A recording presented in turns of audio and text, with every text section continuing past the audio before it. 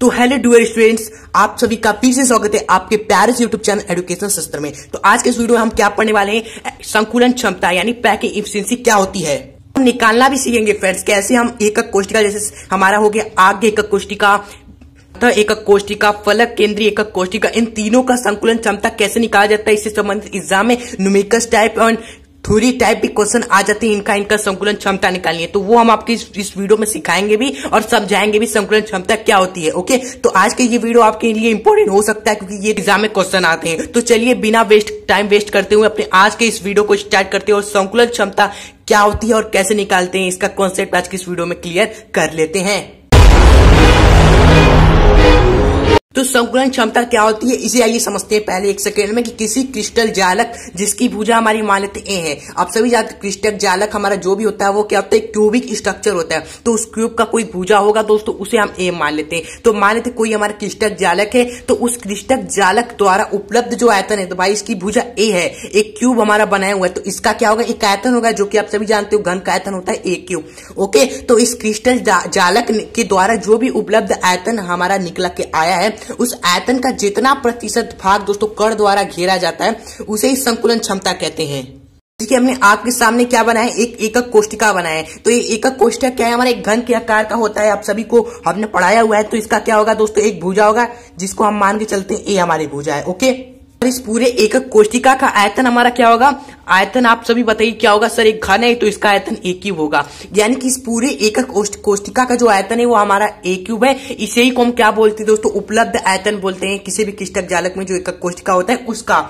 Okay, लेकिन हमारा जो संकुलन क्षमता होता है वह ये आयतन नहीं होता है, वह दोस्तों हमारा क्या होता है कि जो कण हमारा घेरता है वो उस आयतन को प्रतिशत पे आप निकाल लोगे, वही उसी को हम संकुलन क्षमता बोलते हैं। यानी कि ये जो कण जो इसके अंदर है उन सभी कण द्वारा जो दोस्तों आयतन लिया जा रहा है वही आयतन का दोस्तों प्रतिशत निकाल लेते हैं हम। तो वही हमारा क्या होता है, संकुलन क्षमता होता है। जैसे कि यहाँ पर मान लीजिए इसका आयतन ए क्यूब है और इसमें अंदर जो कण है, कण का जो आयतन है फ्रेंड्स, मान लीजिए वो आपका क्या है, ए क्यूब बटे 2 है। ये पूरा दोस्तों आयतन नहीं घेरते, कण आपका पूरा आयतन नहीं घेरते हैं, जो कि हमने आपको बताया सिखाया हुआ है। एकक कोष्ठिका जब पढ़ाया था तो उसमें बताया था कि जो कण होता है उसका कुछ ही भाग अंदर होता है, ये पूरा आयतन क्या करते हैं, एकक कोष्ठिका का नहीं घेरते हैं, कुछ भाग खाली होता है।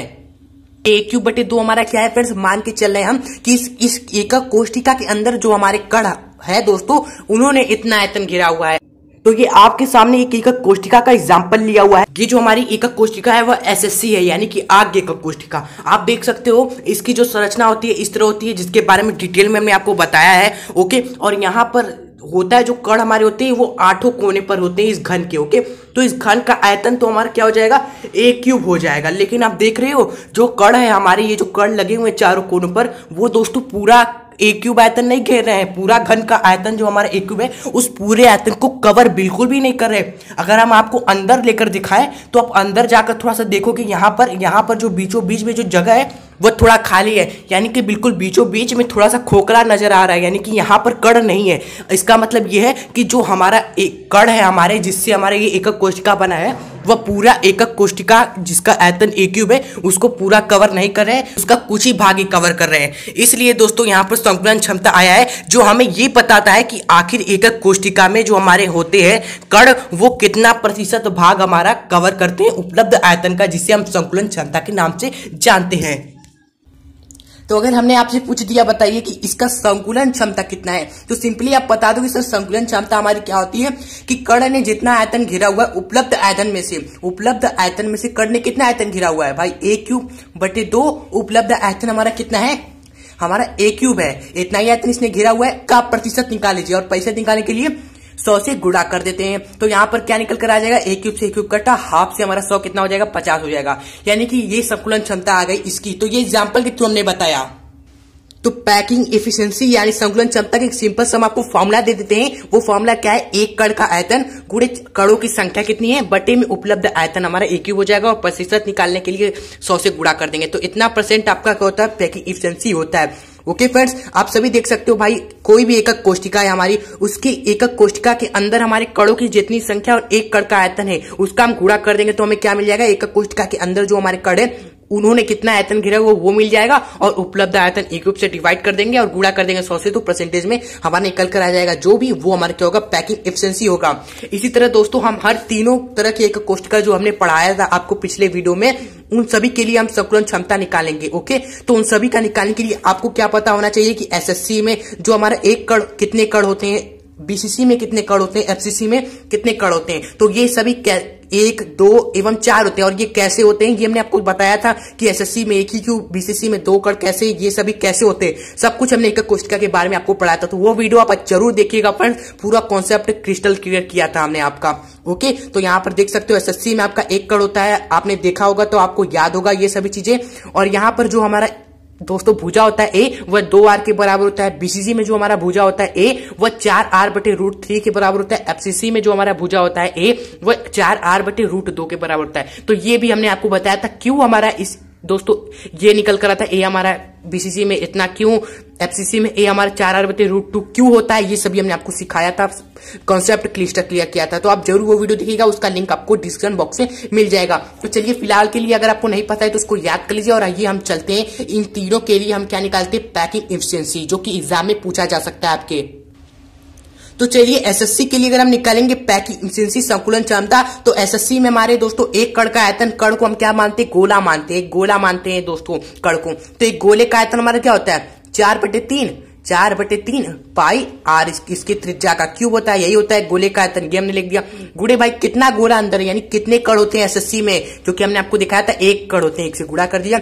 और बट्टी में उपलब्ध आयतन कितना है फ्रेंड्स, ए क्यूब है, और गुणा कर देंगे 100 से। ओके, तो यहाँ पर काटने के लिए हमें इसको भी क्या करना पड़ेगा, ए को भी आर के रूप में बदलना पड़ेगा फ्रेंड्स, जिसके लिए हमने आपको रिलेशन बता रखा है ए एवं आर के बीच। जब एसएससी की बात हम करते हैं तो ए एवं आर के बीच में रिलेशन क्या होता है फ्रेंड्स, आप सभी जानते हो।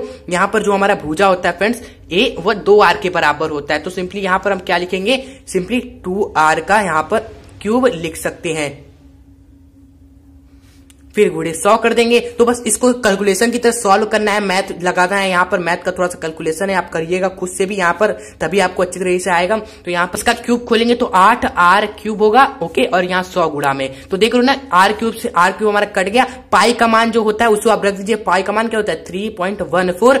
यहाँ पर इसका मान रखकर आप इसको सॉल्व करेंगे, कैलकुलेट करेंगे तो आपका नियरली 52.4% आता है। ओके फ्रेंड्स, यानी कि इसका मतलब क्या है कि जो हमारा एकक कोष्ठिका है उसके 100% आयतन में, उसके 100% आयतन में जो हमारा कण है वह कितना परसेंट है, कितना परसेंट आयतन घिरा हुआ है कण, 52.4% आयतन घिरा हुआ है पूरे 100% आयतन में से।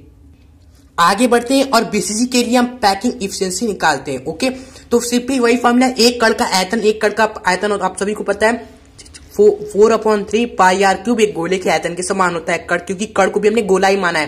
तो एक कण का आयतन गुणे इसमें कण की संख्या कितनी होती है, इसमें कण कितने होते हैं बीसीसी में, तो बीसीसी में हमारे 2 कण होते हैं। तो यहाँ पर गुणे कण की संख्या 2 और बटे में इस क्यूब का जो हमारे एकक कोष्ठिका है उसका आयतन। ये अब आप सभी जानते हो, हमने आपको बताया था एकक कोष्ठिका में जो हमारे भुजा होता है वह 4r/√3 के बराबर होता है। तो यहाँ पर बस ए की जगह यहाँ पर ये रख दो, तभी आप यहाँ पर आगे कैलकुलेट कर पाओगे।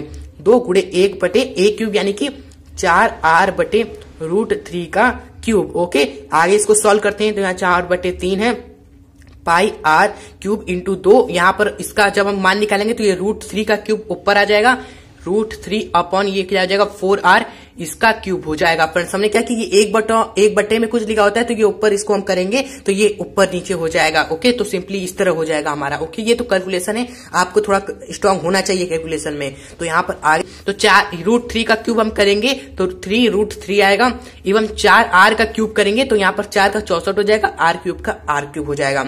यहाँ से r क्यूब से r क्यूब कटा, देख लो यहाँ पे 3 से 3 भी हमारा कट जाएगा और कुछ कटेगा। यहाँ 4 दूनी 8, 4 दूनी 8 से 64 हमारा 8 बार में गया। तो सिंपली क्या निकल कर रहेगा, √3 अपॉन 8, √3 अपॉन 8, और ये पाई का मान क्या है 3.14 है। ओके, अब ये अभी परसेंटेज में नहीं है, परसेंटेज में निकालने के लिए आपको 100 से गुणा करेंगे। तो 100 से यहाँ पर गुणा कर देते हैं तो आपका दोस्तों परसेंटेज में निकल कर आ जाएगा, जो कि आपका अप्रोक्सीमेटली यहाँ पर 68% आपका निकल कर आएगा। यानी कि बीसीसी में जो हमारे दोस्तों कण होते हैं वह पूरा 100% आयतन में से कितना आयतन घेरते हैं, 68% आयतन घेरते हैं बीसीसी में।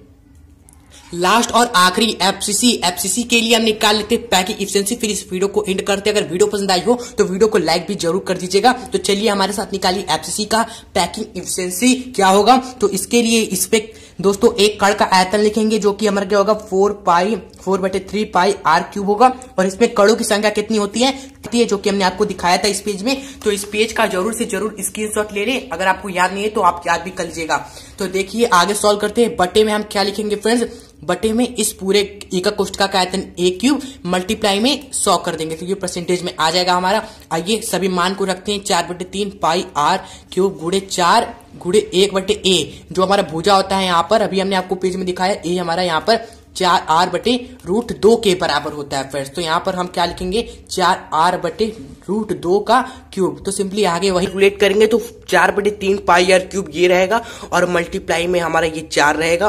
और आप सभी जानते हो फ्रेंड्स ये 4r/√2 हमारा क्या है इसके बटे में, तो इसको ऊपर लेकर जाएंगे तो वही चीज लिखा जाएगा लेकिन क्या हो जाएगा पलट जाएगा। तो √2/4r हो जाएगा और इसका क्यूब हम करेंगे फ्रेंड्स। बस इसको कैलकुलेट कर लेना अच्छे से और आपका आंसर आ जाएगा। तो 4r/3 पाई क्यूब है इसको रखते हैं गुणे में 4 और गुणे में √2 का क्यूब करेंगे तो हमारा 2√2 आएगा और 4r का क्यूब करेंगे तो हमारा 64r क्यूब होगा। अब बस यहाँ से काटना शुरू कीजिए। r क्यूब से r क्यूब गया हमारा, हाँ गया।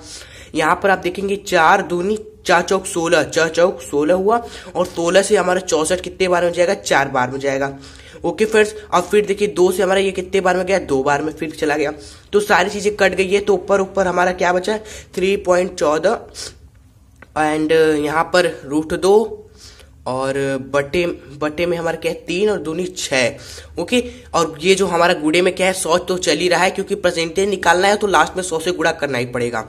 ओके, तो इतना कैलकुलेट कर दिया और लास्ट में 100 से गुणा कर दीजिए तो परसेंटेज में कन्वर्ट हो जाएगा जो कि अप्रोक्सीमेटली आपका क्या निकल कर आ जाएगा फ्रेंड्स 72% अप्रोक्सीमेटली आपका आएगा। यानी कि जो एफसीसी होता है फ्रेंड्स उसमें हमारा जो कण होते हैं वो पूरा 100% आयतन का कितना भाग घेरते हैं 72% भाग। ओके, रिक्वेस्ट है कि आप जरूर एकक कोष्ठिका के बारे में तीनों प्रकार के जो हमने पढ़ाए हैं आपको एक ही वीडियो में हमने पढ़ा है, ये सभी चीज सब कुछ फील कराया तो आप उस वीडियो को जरूर से जरूर देखिएगा। तो फ्रेंड्स आज की इस वीडियो को यहीं पर समाप्त कर दें। आई होप संकुलन क्षमता क्लियर हो गया होगा, कॉन्सेप्ट क्लियर हो गया होगा आपका क्या होता है और कैसे निकालते हैं। तो हम मिलेंगे इसे नेक्स्ट धमाकेदार वीडियो के साथ। इस वीडियो को करते हैं यहीं पर एंड। अगर वीडियो पसंद आई हो तो वीडियो को लाइक भी जरूर करेगा और ऐसे और भी वीडियोस आपको टाइम टू टाइम सबसे पहले मिले नोटिफिकेशन तो सब्सक्राइब करके बेल नोटिफिकेशन आइकन पर क्लिक करके ऑल पर जरूर करें। तो आज के लिए इतना ही। जय हिंद, जय भारत।